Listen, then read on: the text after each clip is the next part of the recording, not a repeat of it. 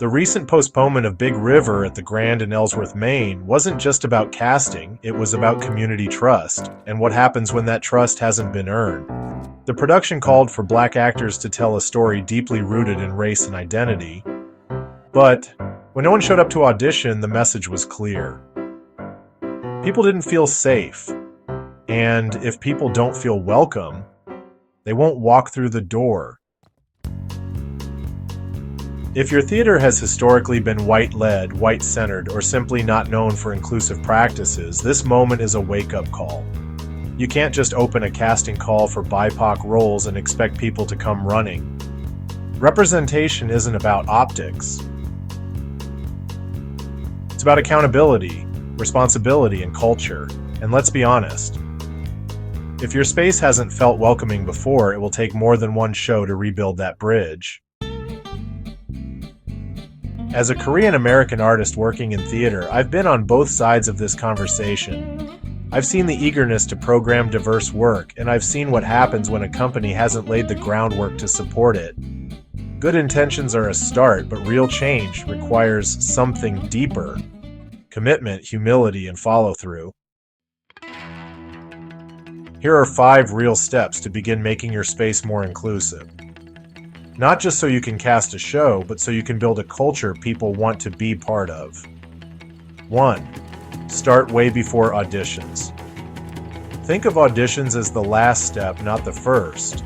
If you haven't built relationships with the communities you're trying to reach, it's no wonder they're not responding. Go to their shows, share their work, send a real invitation, not just a flyer blast with a Google form. Show up with humility, not entitlement. Inclusion doesn't start with a role breakdown. It starts with connection. Name the problem. Pretending the past doesn't exist won't help you grow. Be honest. Say, we haven't always gotten this right, but we want to do better and we want to learn. That kind of transparency goes a long way. People can spot performative allyship a mile away. But authenticity, that builds bridges, and when you mess up, and you probably will, take responsibility, apologize, learn, and do better next time. That's leadership. Expand who's in the room. It's not just about who's on stage, it's about who's calling the shots. Bring in guest directors, hire cultural consultants, build advisory boards. Ask yourself, are our rehearsal spaces safe for people of color? Do queer actors feel seen here? Are we making space for neurodivergent and disabled artists? If the answer is no, then that's the work. Representation starts with who gets to make the creative choices. Create tangible pathways for access. Don't assume everyone has the same access to time, money, or transportation. If you want your stage to reflect your community, start removing barriers. That could mean offering stipends, gas cards, meals during tech week, or rehearsal childcare. It's not charity, it's this.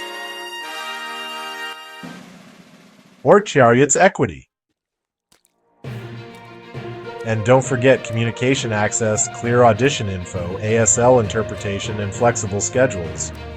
These aren't extras, they're essentials for a truly inclusive process.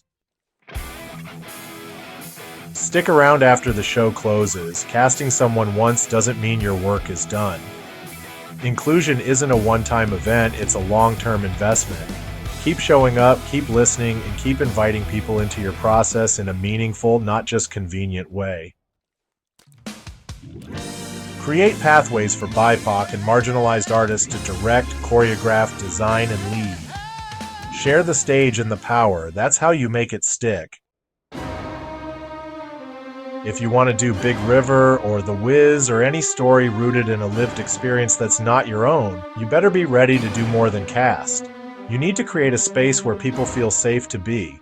That's the show worth producing. Let's not just reimagine our seasons, let's reimagine our stages and the stories we tell together.